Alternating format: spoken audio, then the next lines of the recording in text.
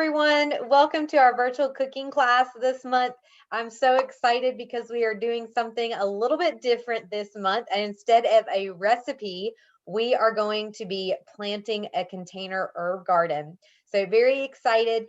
This is a webinar format. So all of our attendees, you are muted. If you have questions or comments, then at the end of tonight, you can raise your hand. There's a little raise hand button and I will unmute you and you can add to the conversation or ask your questions. There is also a chat box that you can open up, and if you would like to type in questions or comments there as we go along, then Chef Lynn and myself will answer questions at the end of the class. Also, we are doing a prize drawing this month for some herb starter kits. And so all of our attendees will be going in that drawing, and I will be choosing the winner tomorrow and emailing out the group to let everyone know who the winners are and how we can get you your prize. So if you do not have your name attached to your login, if it's just a number and you want to be included in the drawing, then I need you to put your name in the chat box for me so that I can include you. I'll mention that again at the end of tonight. But without further ado, my name is Kate Watts. I'm a registered dietitian with Cone Health, here for all your food and nutrition questions. And I am happy to introduce Chef Lynn Wells of Time Well Spent. And I'm going to turn it over to you, Lynn. Thank you, Kate. And hi, everyone. Thank you so much for joining us tonight on this sort of overcast, cloudy day. I love herbs. I cook with them daily, whether they're dried or fresh. I will be the first one to tell you I don't have a green thumb when it comes to outdoors. But I do have a lot of edible flowers and edible herbs. Of course, most herbs are edible. But anyway, I hope you'll learn something tonight. And, these are a great thing to use if you are having to cut down on your sodium intake because herbs and vinegars and citrus fruits, things like that, really enhance the flavor when you don't rely on salt. So I'm going to go over just some real basic planting tips for a container garden and talk to you a little bit about some of the culinary qualities of these herbs and why I picked these. Probably the main thing is when you go shopping for your herb plants, you want to make sure that all of the herbs you're getting require the same amount of light. So all of these, with the exception of one, and I'm going to talk about that, all of these herbs, with the exception of one, are partial shade, which means they don't take full shade, but they could take filtered light where there might be some larger tree limbs filtering the sunlight, but just so they're not in full sun. And I think we all know what that is, although we haven't had a lot of that lately. But the other thing is it's not too late to plant your herbs. Typically after the main frost is over is the perfect time to go out herb shopping, although this year you just don't know when that is. So I would say mid to late May is typically very safe. And these will take you all the way through September and even October, depending on what the weather's like. So my first choice is, of purchasing herbs is always going to be the farmer's market. So I know that not everybody lives here in Greensboro, but I'm going to mention some farmers markets in Greensboro and also a couple of other markets that are great for making a little bit longer trip and making a half a day of it. So there's three farmers markets in Greensboro. The big one, I call it Sandy Ridge or on Piedmont Parkway or off of I-40. I believe they're open 7 days a week. They have some vendors that specialize in herbs, and then also the Greensboro Farmers Market in Greensboro, which is on the corner of Lindsay and Yanceyville, across from the War Memorial Stadium.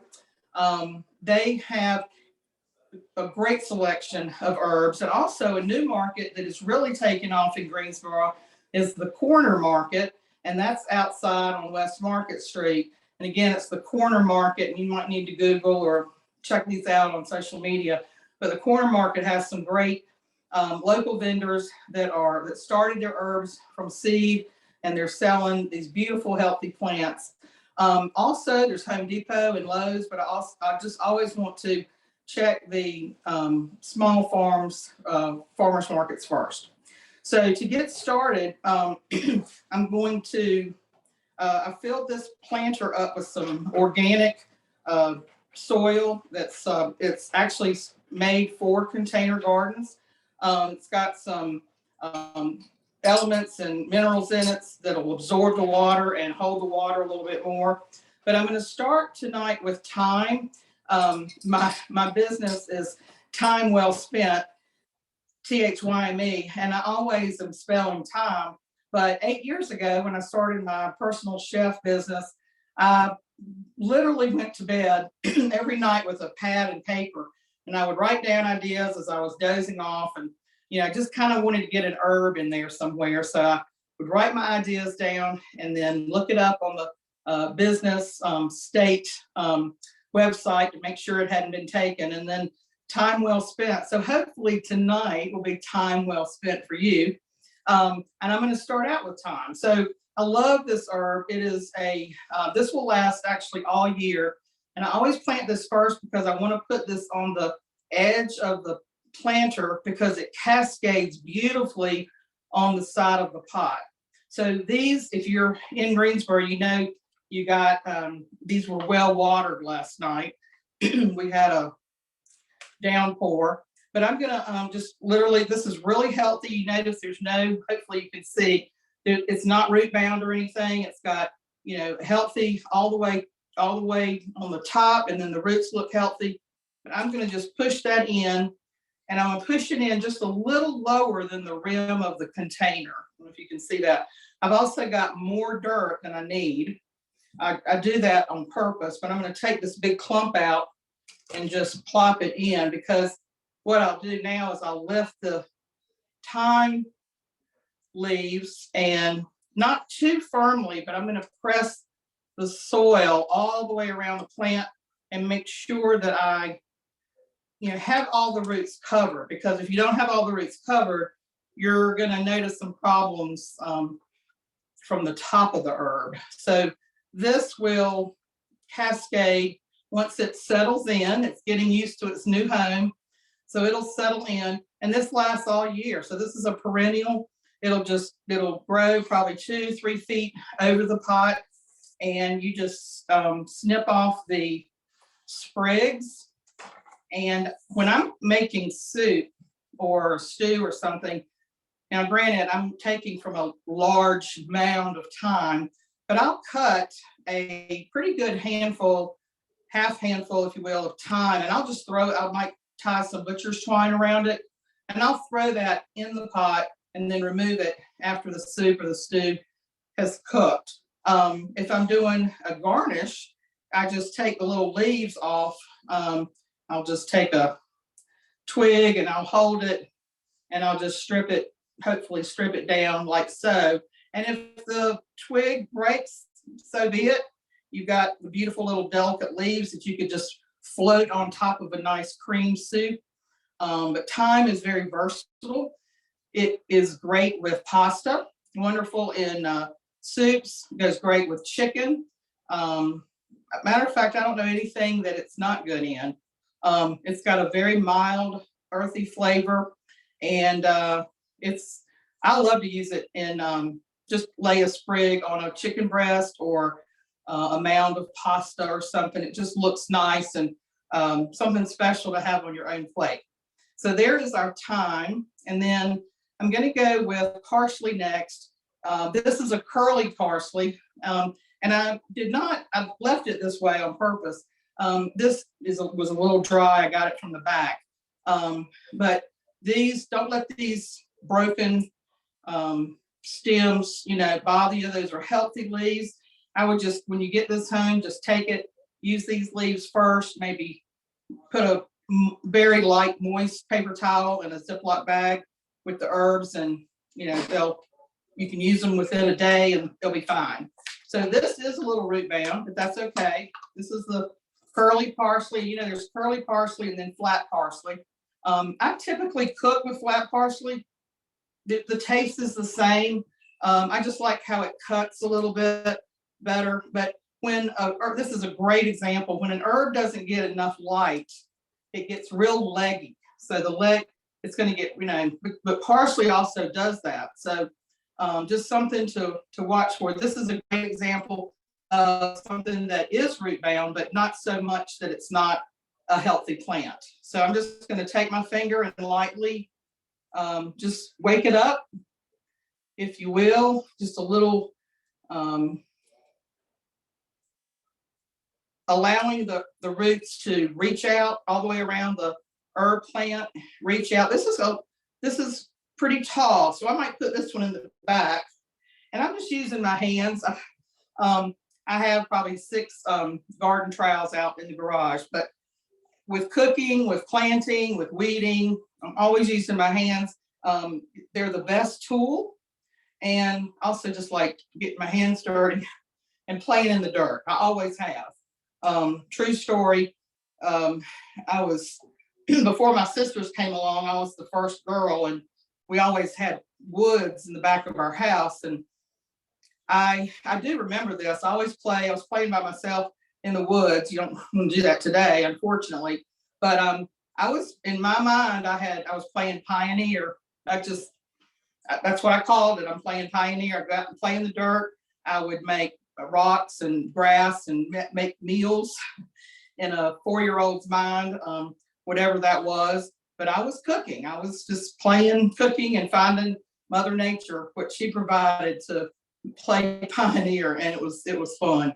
Just a memory I wasn't planning on sharing, but since I have, there is, and that's the thing about planting. You probably have a plant or a flower aroma that reminds you of your childhood. Food definitely does that, but mine, I think, is boxwoods. Make me always think of my grandmother's house. So we've got curly parsley. We've got German thyme. You could always also get lemon thyme. Lemon thyme, the leaves are a little bit more yellow. This is oregano, fresh oregano. Now, this is well watered, but it's, again, we're just going to break up the roots a little bit. This is obviously wonderful. This is very prolific outside, so it's going to grow. It's a perennial. It'll grow and it'll spread, sort of like mint. I love the smell. You can also, if it does get carried away, you can snip the plant and then dry the leaves and just have chopped fresh dried oregano. When you're cooking with fresh herbs, it allows you a little bit more play in the amount that you add to the food. So if you're using fresh herbs, I might use 2 tablespoons of fresh herb, depending on what it is, versus maybe a half of a teaspoon if it's dried, because dried is going to be more concentrated. One of the herbs that I do not use a lot of is rosemary. Rosemary it's one of my favorite herbs, but it's too much in a recipe will kill the recipe.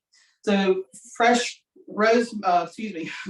oregano going in, and I'm going to put this. I'm planting these about 4 inches apart, and it's going to be a full container, but that's okay. And you can always leave something out and start another container. So we've got 3 things going here. I mentioned earlier that I had one herb that needed full sun, and that's this purple basil.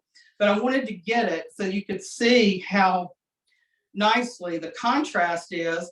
So if you were to see this, you could maybe take the basil out and put it in full sun, or this whole container, because of all of the water it's going to absorb, could maybe, take a little bit more sun as a whole. But basil will get, just keep pinching off the top. And if it gets too leggy, you'll want to put it in the sun. But I do love the contrast of colors there.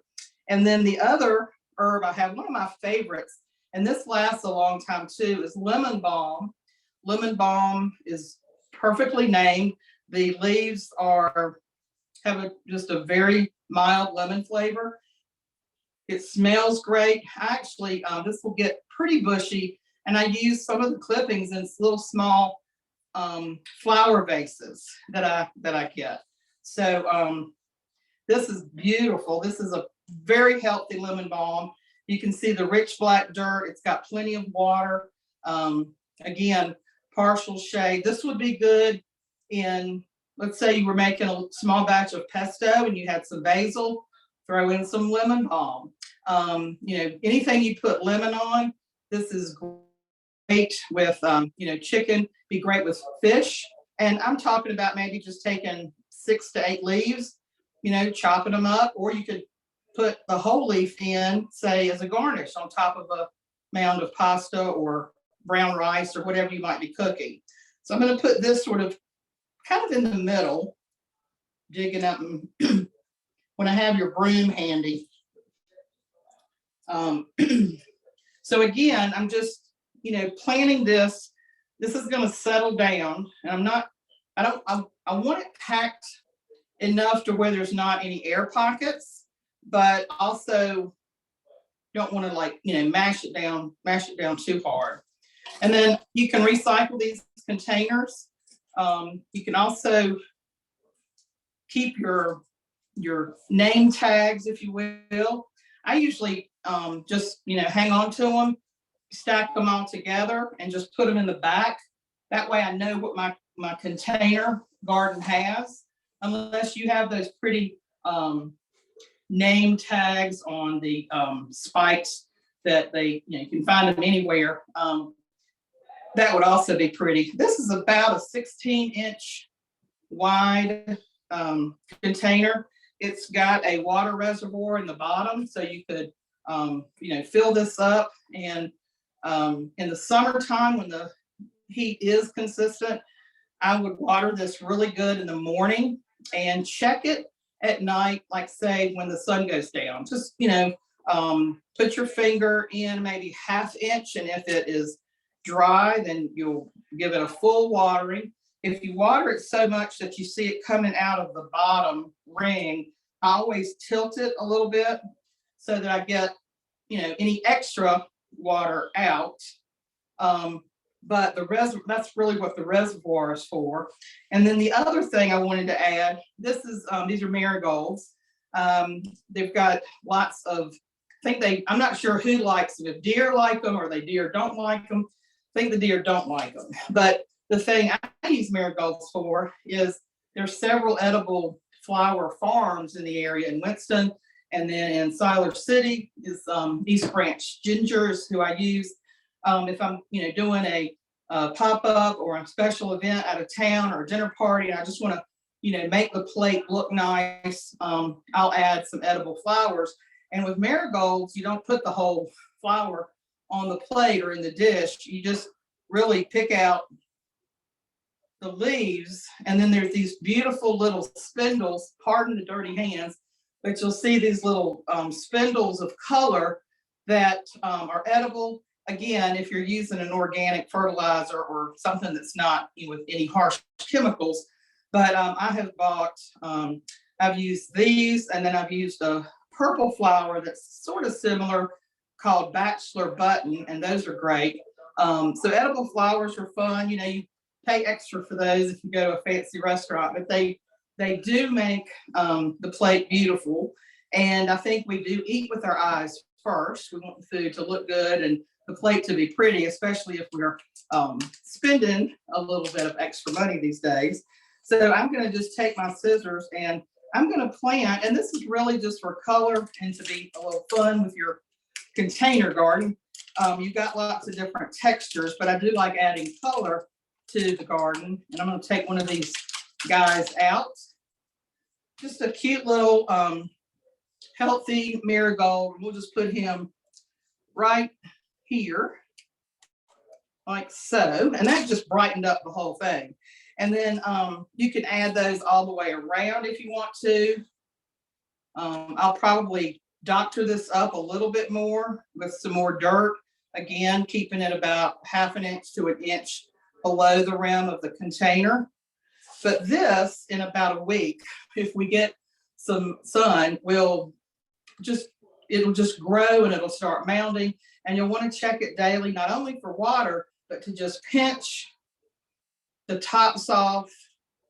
And what do you do with those? You bring them in and you just make something up. You just have fun with it. Take all the herbs from here. If you pinch them off and you get a little sampling, and just chop them up on your cutting board and throw them in some olive oil and saute some vegetables. And you just won't believe how bright and green it tastes.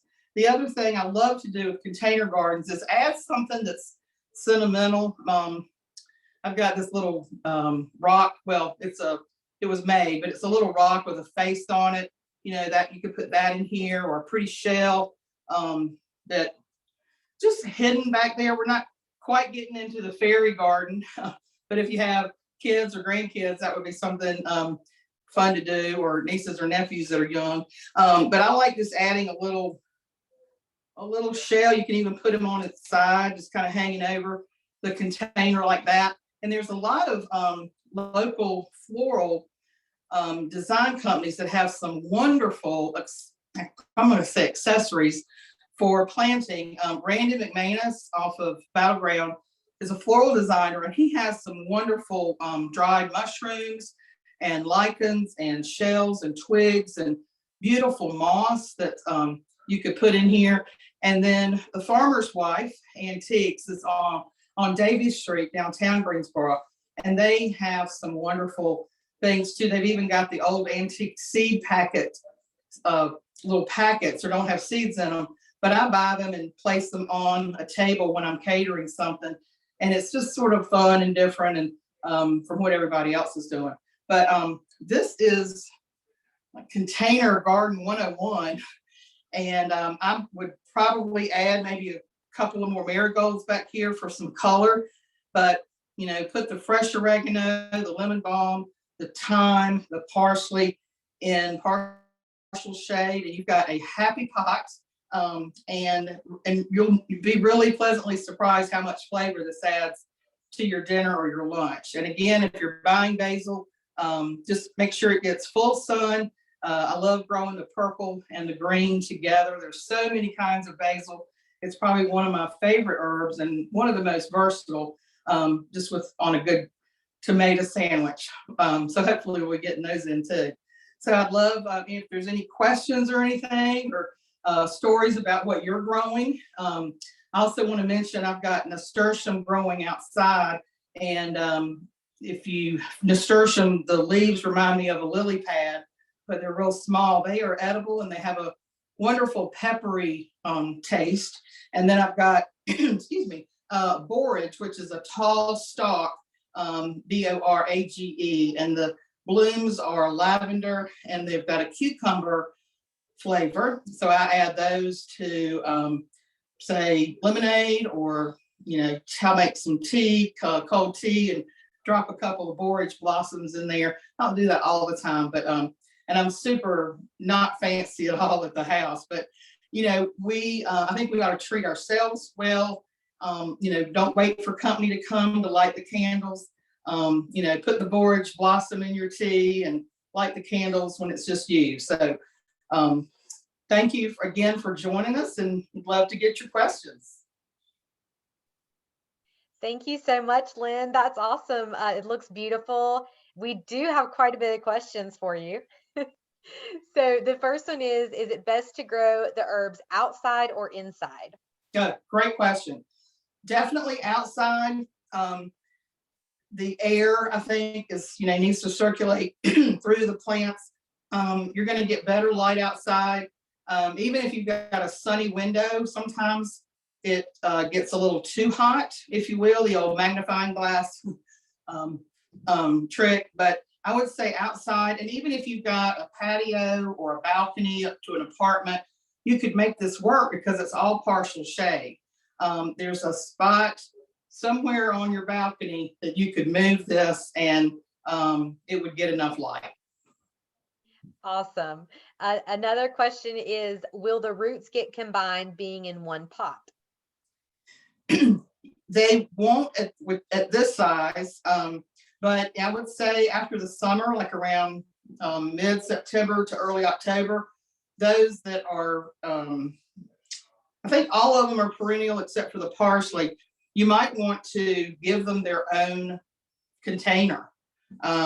So this will have mounded up, and the lemon balm will get bushy. So you'll want it to have its own space, if you will, to continue to grow. And also, you don't want to overcrowd the soil because of the nutrients. So you want to get enough nutrients for each plant. So great question. Yes, definitely. Lots of comments about that. They think it's beautiful and functional, and they love the idea of the marigolds for some color. One question about cilantro being half sun or full sun. My experience with cilantro, which I love it, is full sun. And that's, for some reason, it's a little tricky to grow, and I don't know why. I've tried to grow it a few times, and I think I might have underwatered it or something, but just check on it. You want it to be, bushy. So cilantro would be full sun. Great, thank you. Also wondering about other things you can plant with herbs. For example, like with other foods, like could you plant asparagus alongside herbs, was the question. So that's interesting. And again, I started off by saying I don't have a green thumb. I know that asparagus takes a couple of years to produce the spears, and I don't know what type of soil or nutrients they need, but it may be different from this. They need a little bit more care, I believe. Same with garlic, or so I probably wouldn't do vegetable. Well, you can do vegetables in containers. That is a whole nother topic that I'm looking into. But growing up, if you will, instead of growing out, if you've been to a trellis, you've seen people grow tomatoes and peas and green beans and all that on a trellis. But as far as asparagus specifically, I might give the asparagus its own row. It's sort of in a raised row, if you will. But that you could always give it a try. Yes, we're all about experimenting, aren't we, Lynn? Absolutely. My middle name is Experiment. Another question, when should you bring your herbs in and replant from the summer? So, I'm going to answer that two ways. If we're expecting a hailstorm, you might want to bring it in. But when the weather cools, and I call it football weather, sweatshirt weather, it really depends. But the first little hint of cooler weather, it's going to be fine. But if it gets below, I say 32, but if it gets below 40, I'd bring it in. However, I will say some of these are super hardy, like the thyme. I've got a container out there that's just got thyme in it, and it's doing great. I've never touched it. It's doing fine. I mean, I water it, but it gets through the winter great. Another comment. Let's see, Ariana. I use herbs to co-plant with my garden. Basil and parsley get planted near my tomatoes and make them taste better / sweeter. So very cool. Very nice. Any other pest or any pest we need to worry about, or maybe tips for dealing with pests like planting the marigolds? No, the marigolds actually are going to keep some small animals away. For some reason, I don't think it's the rabbits like it, but I do have a borage plant that is in a separate container in a different location out back, and something is eating it. And so chipmunks, squirrels, whatever. But I am not versed at all in insects for herbs. Or I will say though that if you bring anything in from a store, I would just kind of get your sprayer on the sink with the cool water and just sort of spray it, because sometimes there's these little white dust bugs that sort of fly out. You don't want those carrying those through your house. So I typically would plant this outside, but I didn't know what the weather was going to do, so I'm doing it in my kitchen. But I would typically plant outside and just look up, if there's any, if you're using organic soil or organic potting mix. If you do notice like a silver tint on the leaves, or it's just not doing well. There's also apps you can use. I'm sorry, I don't know the names right off the top of my head, but there are apps where you can take a picture of whatever it is and, send it to the app, and the app will let you know what disease it has or what bug you have, or it's crazy. Yep, there really is an app for everything these days. So thank you so much, Lynn. This was really fun and different, and also a great way to encourage folks to not be so intimidated by planting and using your own fresh herbs. I definitely think that for those of us that have tasted dishes with fresh herbs, it's a very obvious difference from using a dried spice. And so I think it's an excellent option, especially this time of year. As far as nutrition benefits, reasons to give this a try or to use more herbs in your cooking, we know that many herbs are considered very potent anti-inflammatory items, especially when we think of how little you have to use for how big of a benefit you get compared to other anti-inflammatory foods. So our herbs and spices are great options for that. And a lot of them are loaded with phytonutrients as well, which phyto literally means plant, so plant nutrients. And a lot of us hear the benefits of plant-based eating and choosing more plant-based foods, and herbs falls into that category as well. And the cool thing about herbs, though, is when you're using them, you can also use less flavoring that's maybe not so good for our body, like salt or sodium, or other processed condiments and flavoring, things like that. So definitely an awesome way to punch in some flavor in a really healthy way. And I did want to mention, I wanted to mention at the start, I mentioned the farmers markets in Greensboro. I wanted to mention two that are further out. One is the Carborough Farmers Market. It's wonderful. It's just got a nice neighborhood friendly feel to it. Carborough, it's outside of Chapel Hill. And then the other one is South Durham Farmers Market. So those two, and then Eno River, ENO, is a wonderful farmers market. So just, kind of get on their email list or their newsletter. But those are fun to do. Half-day trips. You can go to the farmers market a little further out, and take a cooler so you can put all your, keep all your fresh produce and herbs cool, and then go out to lunch somewhere fun and different and support local. That's great, Lynn. Thank you so much.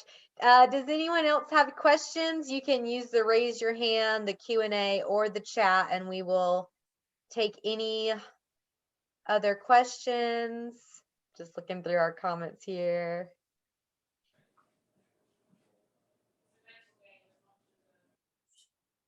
All right. Thank you all so much for joining us. We look forward to more classes with Lynn later this year, so stay tuned for that. And you'll be getting an email from me. Everyone that attended today, you're going to get the recording link for this class, a class survey, as well as announcing the winners for our starter herb kits. So thank you guys. Hope you all have a great evening, and we'll see you next time. Thank you.